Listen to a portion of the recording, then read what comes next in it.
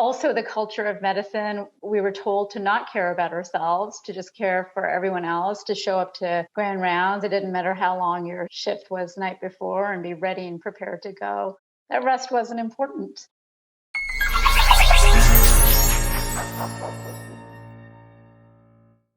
Welcome to DocWorking, the Whole Physician Podcast. I'm Dr. Jen Barna, and I'm so happy you're here with me today. I hope your day is going well.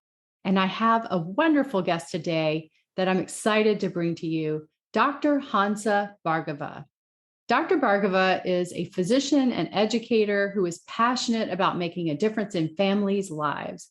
As a staff physician at Children's Healthcare of Atlanta, senior medical director at WebMD, and currently as Chief Medical Officer at Medscape Education, her goal is to make factual and relevant health information accessible for all. She writes regularly for Forbes for mental well-being and has authored the book, Building Happier Kids, slated for publication by the American Academy of Pediatrics in early 2022. Welcome, Dr. Hansa Bhargava. Thank you for joining us today on DocWorking, the Whole Physician Podcast. Thanks for having me, Jen. I'm curious about your journey, both professionally and personally. You're also a mom, so you're juggling a lot. So could you just start by telling us a little bit about your story, just an overview, if you would? Absolutely. Well, Jen, thanks again for having me on this. And I love the work you're doing. I think it's so important, especially in this time where, physicians are feeling a lot of pressure and parents are feeling a lot of pressure as well. And it's been quite a year and a half, right? On top of everything that even pre-pandemic, as professionals, we were all feeling a little bit burnt out anyways. And now it's just probably an epidemic somewhat. So for myself, I would say, gosh, how do I summarize, the past, number of years? So I would say my journey basically segments into probably three arenas, probably when I decided to go to med school and residency, and then my career as a clinician for, over 10, 11 years, and then my career in medical journalism over the last 9 to 10 years. So I would probably segment it that way, professionally speaking. I feel, honestly, right up front, I feel incredibly fortunate, Jen, to have had this career trajectory. I mean, I think there's been opportunities that have presented themselves and they've been, right at the right time. It's about being in the right place in the right time, right? And then kind of jumping and maximizing those opportunities and continuing to grow and have a growth mindset. So probably those are the highlights of my professional journey. Yeah, so that's one thing that I'm really curious about. When you embarked on your journey, whether it was your intention to go into medical journalism, would you have foreseen that you are where you are now? Or can you tell me about what you were thinking originally and whether you've had some pivots along the way? Yeah, I think that it was not a straight path. My journey has been long and winding, but I'm happy to have that journey looking back. And I don't think that I would do anything else different. There's a few things maybe I would have done differently, but generally speaking, it's been good. I never really thought that I would end up here, but I did know that I wanted to continue to keep growing. And I was always interested in where health intersected with business as well as media. So I was always interested in those arenas because I think that, sometimes in medical school and residency, we just get pigeonholed into a box. And I feel like physicians and clinicians in general just have so much to offer that I think all clinicians and physicians should actually take those opportunities or continue to have that growth mindset, only because we have so much to offer. We work really hard. We worked hard to get into medical school. We worked hard to get through medical school and residency. We work hard as clinicians. And one of my goals is to just inspire other physicians or, talk to other physicians to come to the table to continue to grow as the field of medicine is growing. Can you tell me a little bit about just what your day-to-day life is like as Chief Medical Officer of Medscape, how your day breaks down or, how you see your duties in that position as compared to previously when you were one of the chief medical writers for both Medscape and WebMD, as well as doing journalism on multiple major channels? Yeah. And Jen, I was going to just go back to a couple of things. When I did jump from clinical to WebMD, I did keep my staff privileges and I practiced for a very long time, like 2 or 3 shifts. I was in emergency medicine. You'd ask like what had made me jump. So let me just answer that for a second. And I did allude to this at the very beginning. Like a lot of us go through a career and we end up getting burnt out. And I was that. I was there actually. I was in the emergency room / urgent care setting, doing 12-hour shifts. I eventually got pregnant after a journey through infertility. And, at one day I was just sitting there and thinking, gosh, with my feet up and I hadn't had a time to eat or anything. And I was carrying twins. And, I just was like, is this what I want to do for the rest of my life? Is this really it? And so that's when I kind of started looking around for other opportunities. And I was lucky enough that this opportunity presented itself. But it's interesting because when I look back at that pivot, I think about the interviews that I did for WebMD when I was, interviewing for the position. And one of the questions they asked was, have you ever worked on anything to, improve patient care facing? And of course we had, right? But because I had taken opportunities in the hospital system, sitting on clinical protocol committees and, helping patient education, I actually used that as experience to get to my next position. So the point is, I guess I would say 2 things. One is, definitely look at pivots. I think it's a really important thing for burnout, actually, because if you continue to grow, then you're less likely to be burnt out because you're continuously exploring other opportunities. But always realize that whatever you've done so far, you can actually take that as an asset and value. It's just shifting it so that it looks valuable to the person that you're speaking to. That's an excellent point. And so it's a matter of how you frame it and also taking advantage of all of those extra committees and duties that you're asked to undertake as you go along. And I suppose you may not immediately see the results of that in the long run. It can help you in other ways that you may not expect. Absolutely. And that was one of the recent pivots I've made is actually not just chief medical officer for Medscape, which, was very serendipitous that I was able to get that position, but also my training with Emory University, the cognitive-based compassion training, which is honestly, I view it as a resiliency program with mental health tools. And one of the tools is, when stuff happens, when we run into obstacles, to change our perspective and say, you know what, actually, I could actually learn from this and just, use it in my next possibility. So just shifting that perspective. So when I did those long shifts, I'm still grateful for it, even though I was exhausted. And, for 7 or 8 years, like I really think I stressed my body and stressed my soul in that position. But still, I think there were so many valuable insights I took from them. I know patient care so intimately like you do. I know like what it takes to be a doctor or a nurse in those centers where there's so many patients coming in and you just have no time to eat lunch or even pee. And I know what it feels like when you're going home and your legs are aching, your back. That's great insights I have, right? Like we all have those insights. And so, how can we use those to make things better? You can only make them better if you know them first to start with. More after this message from DocWorking Thrive.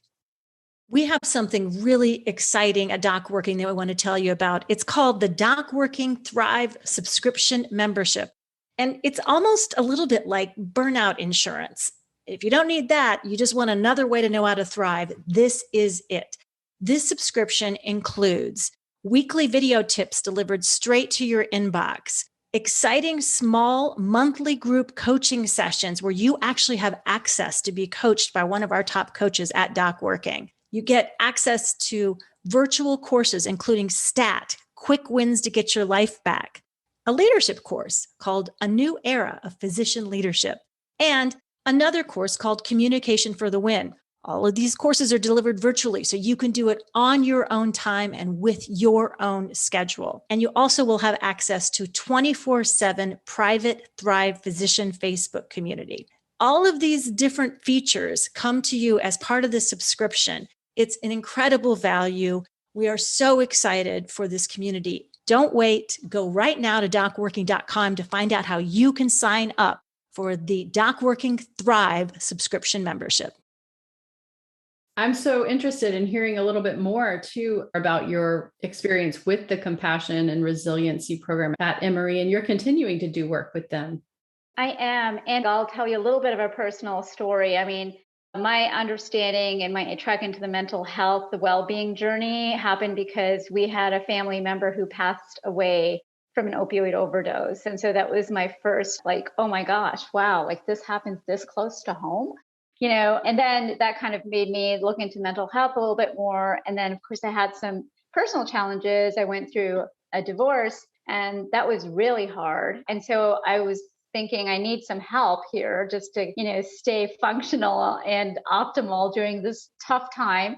And that's when I did the Emory CBCT course. I did it as a student, and then I went back and asked them if there was more. And they said, well, you can train as a teacher. And so I did that. Now, of course, like going back to that idea of, whatever you do could help you in your next chapter of your career, I think it's helping me tremendously as Chief Medical Officer of Medscape, because, those are some efforts that I'm leading over at Medscape to kind of have an eye to mental health, to have an eye to outside innovative solutions to mental health, whether it's technology or courses like the CBCT program, or even programs like yourselves. Those are all innovative solutions, right, to burnout and mental health. So I am really grateful for having those experiences because it helps me not only grow myself, but to help others grow as well. Yeah, absolutely. I really have appreciated getting to have a conversation with you about our program, DocWorking Thrive, which is a coaching program that has multiple facets, including community, which I think is one of the reasons that inspires us to do the podcast, because I think as we as physicians are out there in the trenches doing the work, and we're feeling that sort of isolation in all of these struggles, for one thing, because we don't have time to talk to each other about that while we're working. And we don't have time to talk to each other outside of work because the work hours are so long. And when you're outside of work, you have your own obligations and your family that you want to be with, and significant others and friends.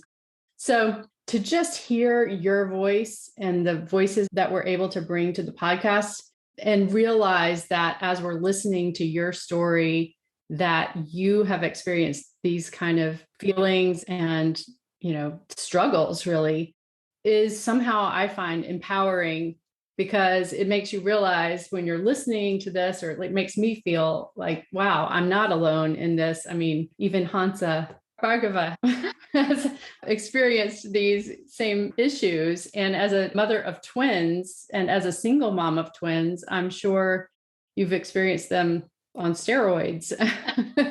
That would be very difficult. I mean, it would be very difficult, I think, to be a parent of twins, regardless of anything else going on. So kudos to you. Oh, Jen, that's really sweet of you. But I do think that all of us experience adversity, right? Like, do we know anybody who doesn't? But for me, like the learnings from my journey and CBCT, and even listening to your organization, is really like not that you won't experience adversity. Everyone does. But, how are you going to react to it, right? That song. I teach the CBCT class to med students and nursing students at Emory. And one day I thought, okay, like I know these guys don't know this song, but I'm going to say it anyways. And there's that song, and I can't remember the group right now, but it's the song where I get knocked down, but I get up again, right? Yeah. And so they're like, what song is that? I'm like, well, that's your homework. Go listen to that song, because that's what it's about, really. And the other key, I think, is I think there's three things. One is, how you view adversity and how you react to it. The second is community, which you mentioned. And I think the third one, which was hard for me to understand, and maybe a lot of us women physicians feel this way, is part of being able to get up again is actually allowing yourself to have that self-compassion. And I think one of the stories that we learned about in that program was the issue of like the bow and arrow. And there's a teacher and a student, and the student's learning archery. And the student says, well, why do we have to pull this back in order for the arrow to go? Why can't you just push the arrow forward? It makes no sense. And the teacher looked at him and he said, you have to pull yourself back and rest and get that momentum to actually go forward. And so that is a metaphor for life, right? Like you can't really go forward or get up again unless you give yourself that energy to do it. And that's one thing I think we're, as physicians, as women, even as parents, do we actually allow that self-care because it's just such an essential component, right? Yes, it is also very easy to completely neglect yourself when you're in that position.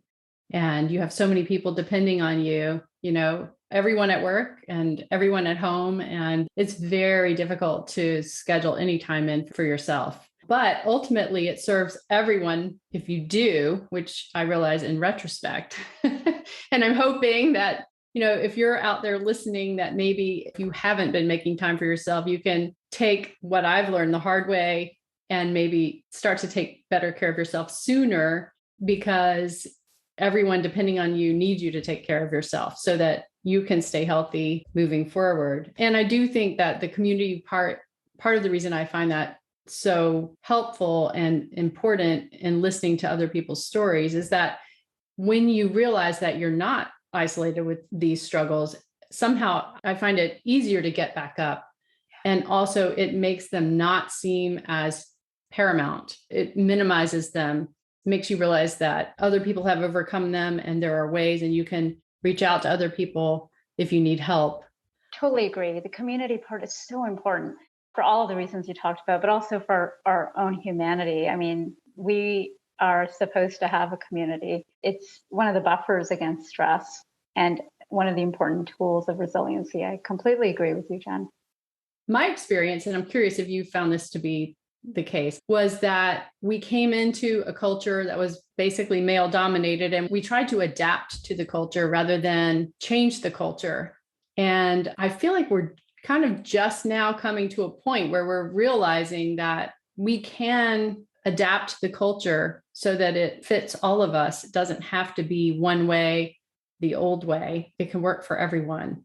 What's your experience? I completely agree with you, Jen. I think we did. We just tried to adapt to the culture as women in the profession. We just put our heads down and went to work, because that's what we were told to do. Also, the culture of medicine, we were told to not care about ourselves, to just care for everyone else, to show up to grand rounds. It didn't matter how long your shift was the night before, and be ready and prepared to go.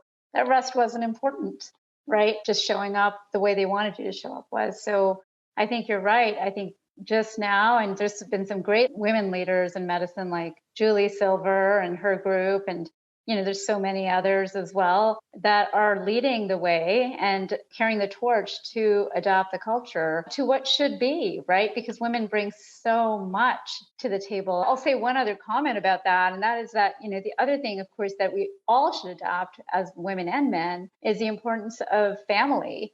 Like, family leave should not be a question mark for people who work in the health profession, because gosh, we know better than anyone how important it is for parents to be around, for example, right? Or if there's a sick one at home, to be able to care for that older sick one, or even have the time to grieve. For example, one of my friends is starting a grieving organization because there's just not time for people to grieve. So I think all of those things are humanity. And it ultimately, like, what's the secret to success? The secret to success is humanity, right? To lead with compassion. I mean, that will generate success. I truly believe that. And so I think we have to be mindful of those things. Absolutely. I applaud you for being a leader who is compassionate and who is setting an example for that type of leadership. So speaking about all of that and grieving as well, how has the pandemic affected your work? Yeah. How has the pandemic affected all of us, right? I would say professionally, I have a great team at Medscape. I've been really fortunate. They're just incredibly smart and committed people. So we were really lucky enough to go remote. I am starting to travel again now with conferences, of course, vaccinated with masks. Personally, I think that was a really tough time for all of us. And I think just going back to women, right? Like, women ended up taking a lot of the burden. We know how many women left their professions at the end of December 2020. So I think it was tough. And I think sadly, it continues to be tough because we're still kind of there. And some of the states, we're not seeing a light at the end of the tunnel, depending where you are. And I think that's been really hard for everyone. So having said that, I'll just end with a positive note on that, the pandemic has opened up some insights, I think, right? Like, there's more of a focus, like your organization, on these issues that are just so important. and the importance of self-care and self-compassion and community and all of those things. So I think that's great. And then the other focus that's opened up is technology. Like people understand that, yes, telemedicine can work and maybe digital therapeutics can work and maybe digital innovations can. So I'm kind of excited about those things. People are seeing that there's gaps in medicine and that there's innovations that can potentially solve those gaps. Yeah, that's a really good point. And it certainly may work in favor of helping people to integrate work and life as well, all of those innovations and the silver lining of the pandemic. To ask something on a different note, with your background in medical writing and in medical journalism, for someone who might be listening who is a physician who's interested in developing a side gig or a complete shift in their career into medical writing or medical journalism, what would you recommend as a place for them to get started? Well, I think that would be great. I think there's so much opportunity for growth. And I think that a couple of things that I would say were very valuable for me in my career were to network. So I think to get involved with the professional societies and take those opportunities, like, for example, a couple of years back, I wrote for Mastering the Media. I joined a committee for the American Academy of Pediatrics. I got my hands wet in terms of writing and publishing. So it doesn't have to be academic publishing. There's a lot of us that are writing for news media now. You see a lot of doctors writing for that. So, don't be afraid to write a piece and submit it. But also reaching out to people who are already in the field. I get LinkedIn asks all the time, and I'm happy to help. And then there's lots and lots of other people who are in medical journalism who I'm sure would feel the same way. But I think networking is just a really important thing to move your career forward. Since you mentioned networking as an excellent tool, have you also used coaching at all in your career and personal life? So 2 answers to that. I considered using coaching when I was going through, some of my own personal challenges. I ended up doing the Emory CBCT course instead. But having said that, Jen, several of my friends have used coaching. And actually, I am strongly considering using coaching just to help me, just fine tune what's important to me in the career, but also the life-work balance. So yeah, absolutely. I totally believe in that. Wonderful. One last question here before we wrap up. If you could give your younger self one piece of advice, what would it be? Be confident and don't be afraid to jump. That's what I would say. I'm sorry, I have to do one other piece of advice because I think this is so important.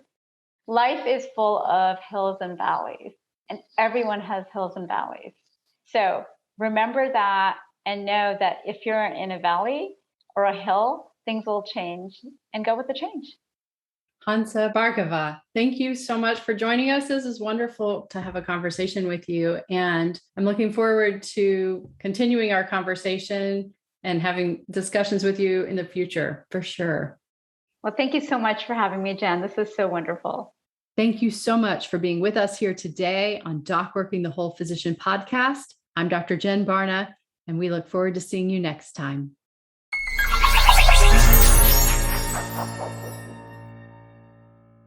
This is Amanda Taryn. I'm the producer of DocWorking the Whole Physician podcast. Please don't forget to like and subscribe, and thank you for listening.